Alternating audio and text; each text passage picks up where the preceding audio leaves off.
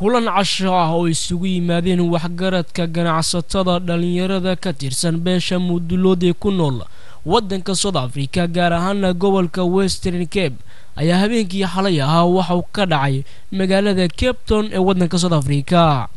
kulankani oo ahaa mid si heersara loo soo agaasimay ayaa waxa looga hadlayay arrimo dhowr ah oo ka mid yihiin danaha beelweynta Mudulood isku xirka iyo iska warqabka iskaashiga iyo mideynta shacabka beesha ee kala jooga gobolada iyo tuulooyinka waddanka South Africa, caawinta dadkii dhibaatadu ka soo gaartay boobkii dhawaan ka dhacay xaafadda Fahalabag iyo arrimo dhowr ah oo quseeya danaha beesha Mudulood ee waddankani ku nool.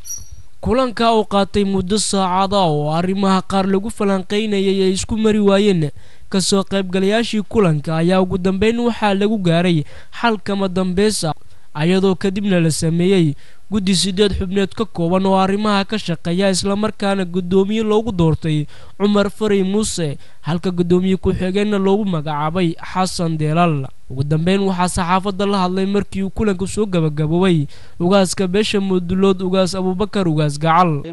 waxaa mahadle Muduloodka isugu yimid cashuumaadda sharafta leh ee isugu yimiday hotelka Midland gogoshaas oo ku saabsaneeday dhaqan Mudulood wada hadal walaalnimo ku saabsaneed.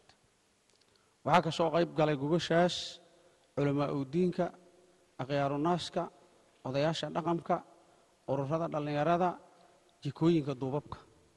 meeshan beelweynta Mudulood iyadoo ka soo saartay guddi farsamo oo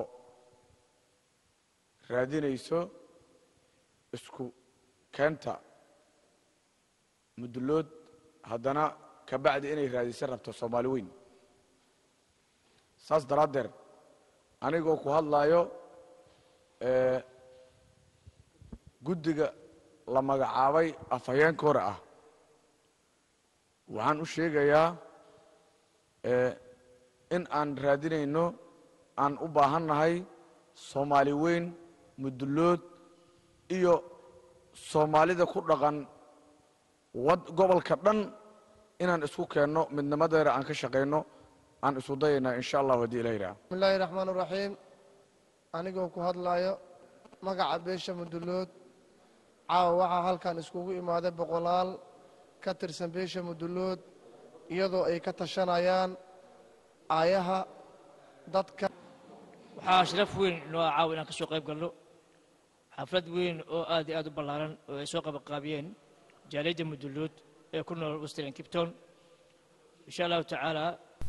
sidoo kale kulanka ayaa waxa ka hadlay gudoomiye ku xigeenka jaaliyadda Somali Community Board Mudane Muuse Muudi Afrax oo ugu horreyn waxa uu amaanay baarlamaanka cusub isla markaana kula dardaarmay xubnaha cusub ee loo doortay in ay daacad u gutaan waajibaadkooda. waxa uu gudoomiyaha ugu baaqay dadkii ka soo qayb galay kulanka in ay la shaqeeyaan safaaradda cusub ee qorshaheedu iminku ka socdo waddankani South Africa. waxa uu sidoo kale ka codsaday shacabka Soomaaliyeed ee ku nool waddanka South Africa in ay caawiyaan walaalahooda dhibaatada ka soo gaartay boobkii dhawaan ka dhacay xaafadda Fahalabag ee magaalada Cape Town. aad iyo aad ayaad u mahadsantihiin kulanka caawa halkan aad nagu qabateen oo looga hadlayay waxyaabo aad u fara badan oo ay ka mid tahay taageeridda baarlamaanka cusub ee hadda lagu dhawaaqay